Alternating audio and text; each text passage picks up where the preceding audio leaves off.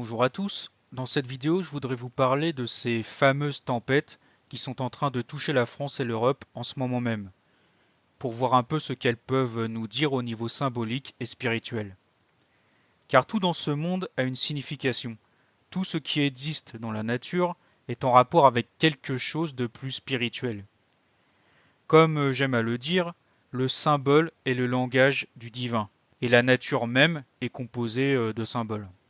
Et le fait qu'il y ait de plus en plus de catastrophes naturelles de ce genre devrait, je pense, nous interpeller spirituellement. On peut, je pense, les voir comme des signes d'avertissement sur l'état de nos sociétés. Les sociétés modernes, de moins en moins spirituelles et de plus en plus matérialistes. Des cités de métal où le cœur des hommes est de plus en plus gagné par l'orgueil et l'individualisme, et de moins en moins par l'amour de Dieu et du prochain. En ce qui concerne ces tempêtes, on a d'abord eu ces derniers jours la tempête Ciaran, qui a fait pas mal de dégâts en Bretagne, je crois, et en Italie. Et là, c'est la tempête Domingos qui va frapper ce week-end, ou qui a déjà frappé, hein, cela dépend quand sortira cette vidéo. Pour la tempête Ciaran, je crois qu'elle a même fait des morts en Italie, donc ce n'est pas rien quand même. Au niveau symbolique et spirituel, la tempête évoque tout simplement la colère de Dieu et le châtiment qu'il inflige aux mauvaises âmes. Cette tempête colérique manifeste la toute-puissance de Dieu, la force autoritaire qui frappe pour recadrer l'homme dans le droit chemin. Mais ces épreuves n'ont pas pour but de faire souffrir l'homme juste parce qu'il est mauvais. Non, ces épreuves ont pour objectif de lui faire abandonner son petit ego orgueilleux, afin qu'il apprenne l'humilité. C'est en apprenant qu'il n'est pas Dieu, en faisant face à son impuissance, que l'homme abandonnera ses mauvaises passions, pour suivre le chemin de l'humilité et de l'amour. D'ailleurs, c'est ce que Dieu cherche à nous faire comprendre dans le livre de Job, chapitre 38, versets 16 et 17, où il est écrit « As-tu pénétré jusqu'aux sources marines, circulé au fond de l'abîme? Les portes de la mort te furent-elles montrées?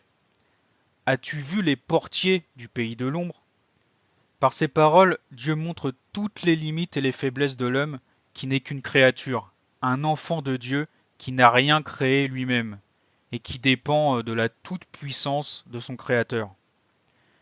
Devant la beauté de la création et la sagesse infinie de Dieu, l'homme devrait se montrer humble et remercier cet être infini de lui avoir donné la vie. Au lieu de ça, l'homme moderne préfère se croire au centre de tout en se prenant pour Dieu. Sa propre misère spirituelle et les épreuves, toujours plus nombreuses qui s'abattent sur lui, finiront tôt ou tard par briser ce mur d'orgueil, ce mur d'égoïsme qui l'empêche de voir la lumière.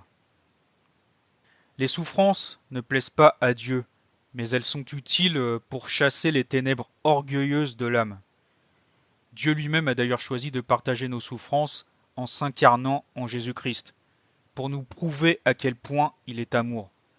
Il montre ainsi l'exemple en participant lui-même à ses propres châtiments. Dieu qui se définit lui-même comme étant amour ne pouvait faire autrement. C'est dans sa nature de tout donner à ses enfants, y compris ses propres souffrances, par le sacrifice de son Fils sur la croix. Le vent qui compose la tempête est le symbole de l'agitation et de l'instabilité. Force élémentaire appartenant au dangereux titan, il est le symbole de la violence démoniaque. Et la violence du monde, les guerres et les destructions, sont des fruits impurs de l'orgueil des hommes. Ce vent, nous le prenons en pleine face en ce moment, avec ce qui se passe au Moyen-Orient et en Ukraine par exemple. Le vent de la violence et de la haine qui emporte tout le monde, guerriers criminels et innocents. L'esprit est le vent de la révolte qui mettra fin à toutes les injustices de ce monde. Le Saint-Esprit est le vent de l'amour qui balayera toutes les impuretés de notre cœur. Le vent, ce n'est rien d'autre que le souffle de Dieu qui donna vie à toute la création. Ce vent est toujours présent sur terre pour diriger l'humanité. Dieu reste au contrôle de sa création et il fera tout son possible pour nous sauver de nous-mêmes. Mais le choix définitif entre la vie et la mort, c'est nous qui l'avons. Il ne peut pas choisir à notre place. Alors ne soyons pas aveugles devant tous les signes qu'il nous montre, y compris ceux de la nature. Retrouvons cet œil spirituel qui nous fera voir que tout dans ce monde est rempli du souffle de Dieu. Je vais finir en vous lisant un article du site Aletheia qui résume un peu tout ce que je viens de dire en y important d'autres citations bibliques. La Bible abonde de références au vent. Le terme se trouve employé plus d'une centaine de fois dans l'Ancien et le Nouveau Testament. Cet élément naturel omniprésent dans la vie de tous les jours tisse progressivement tout un réseau de symboles riches de sens. Le psaume 103 intime au vent une mission importante, celle d'être les messagers divins. Tu prends les vents pour messagers, pour serviteurs, les flammes des éclairs. Cet élément de la vie terrestre transporte ainsi le Verbe et le fait connaître aux hommes, symbole à la fois de son immatérialité et de sa force. À l'image de Dieu invisible, le vent demeure insaisissable. Le vent souffle où il veut, tu entends sa voix, mais tu ne sais ni d'où il vient, ni où il va. Il en est ainsi pour qui est né du souffle de l'esprit. Mais, porteur de vie avec les pluies qu'il véhicule, il peut être également symbole de destruction et de désolation lors des tempêtes qui manifestent sa force. La Bible se sert abondamment de ces symboles afin de souligner la richesse de la puissance divine au service de l'homme, lorsqu'il suit fidèlement son chemin ou pour le punir lorsqu'il s'en écarte, ainsi que le souligne Ben Sirac le sage. Certains vents ont été créés pour punir, et dans leur fureur, ils multiplient leurs ravages. Au temps de la destruction, ils déversent leur violence et assouvissent la fureur de celui qui les a faits. Symbole de fragilité. Cependant, la Bible use également du symbole du vent afin de souligner la fragilité de la vie de l'homme, tel un souffle qui passe.